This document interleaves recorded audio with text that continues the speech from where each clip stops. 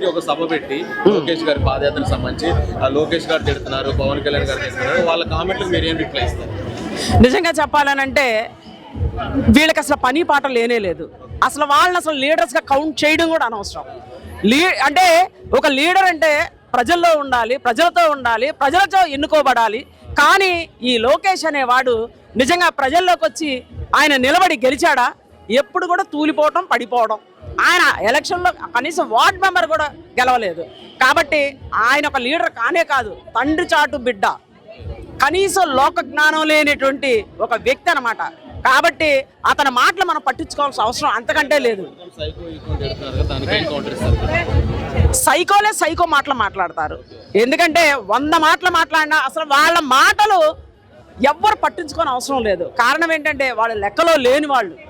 ఎందుకంటే అసలు ప్రజలు బుద్ధి చెప్పి 23 సీట్లకు వాళ్ళ పరిమితం చేసినప్పుడు కూడా అయినా కానీ ఇంకా అవాకులు చవాకులు పేలుస్తూ సైకో సైకో అంటున్నారంటే సైకోని మీరు కాదు అనేది, పచ్చ పార్టీ వాళ్ళు కాదు అనేది, ప్రజలు చెప్పాలి.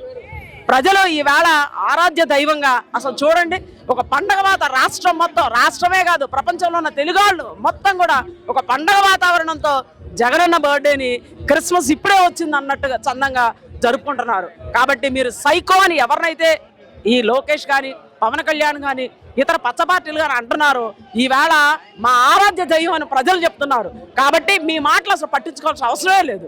పవన్ కళ్యాణ్ వస్తుందండి, దాని గురించి ఏమంటారు? బుద్ధి లేని పవన్ కళ్యాణ్. ఎందుకంటే నీకు అసలు స్థిరత్వమే లేదు. నువ్వు స్థిరంగా ఉన్నావు, అసలు నీకు మాట స్థిరత్వం లేదు, మనిషి స్థిరత్వం లేదు, అసలు నీ మనుగడే స్థిరత్వం లేదు. నువ్వు పట్టుకొని అంటే ఒక మహానేత బిడ్డ, ఆయన తండ్రిని చూసుకొని పరిగెత్తట్లా జగనన్న. తన స్టామినా అంటే తనకు కూడా ఒక ప్రపంచాన్ని సృష్టించుకొని తను సుపరిపాలన అందిస్తున్నాడు. కాబట్టి నీ మాటలు అసలు పట్టించుకోవాల్సిన అవసరం లేదు పవన్ కళ్యాణ్. నువ్వు గొడ్డళ్ళు అంటావు, కత్తులు అంటావు, ఇంకోటి అంటావు. ఎందుకంటే నువ్వు సైకో. ఎందుకంటే నీ పిల్ల సైకోలు సృష్టిస్తున్నారు కదా గొడ్డళ్ళు కత్తులు పట్టుకొని. అందుకనే మీరు కూడా ఇతర వ్యక్తుల్ని అంటే ఇతర నాయకులను మీరు ఈ మాట అంటున్నారు. కాబట్టి మీ మాటలు పట్టించుకోవాల్సిన అవసరమే లేదు. ఇంట్లో తల్లి చెల్లికి న్యాయం చేయలేదు జగన్ గారు, దేశాన్ని ఏం చెప్పారు, రాష్ట్రాన్ని ఏం చేస్తారని అంటున్నాడు పవన్ కళ్యాణ్. నీ భార్యలకు నువ్వు న్యాయం చేసావా? ఒకరు కాదు, ముగ్గురిని చేసుకున్నావు. భార్య ఉండగా మళ్ళీ వేరే అమ్మాయితో నువ్వు రిలేషన్ పెట్టుకొని పిల్లలను అన్నావు. మళ్ళీ తర్వాత తెలిసి విడాకులు తీసుకున్నావు. మళ్ళీ ముగ్గురు వెళ్ళిపోయారు, ఇప్పుడు 4వ దాన్ని పెట్టుకొని ఉన్నావు. నీకే స్థిరత్వం లేదు. నువ్వా విమర్శించేది మా నాయకుడిని? ఏమనుకుంటున్నావు నువ్వు? అసలు ఒక భార్యని చెల్లిని దగ్గర పెట్టుకోవట్లేదని అంటే నీ కళ్ళు ఏమన్నా పోయాయా? పవన్ కళ్యాణ్ ఎవరిని పెట్టుకోలేదు? తల్లి గౌరవించట్లేదా? తల్లి దగ్గర లేదా? నీకు తెలుసా? అంటే నీ ఎదురుగా బాహాటంగా పెట్టుకొని చట్టాపట్టగా లోకం దృష్టిలో ఫోటోలు దిగి పోజులు దిగితేనే చూసినట్లు లెక్క. కాబట్టి పవన్ కళ్యాణ్ నీ నోరు కంట్రోల్ పెట్టుకుంటే మంచిది. అట్లాగే లోకేష్ కూడా.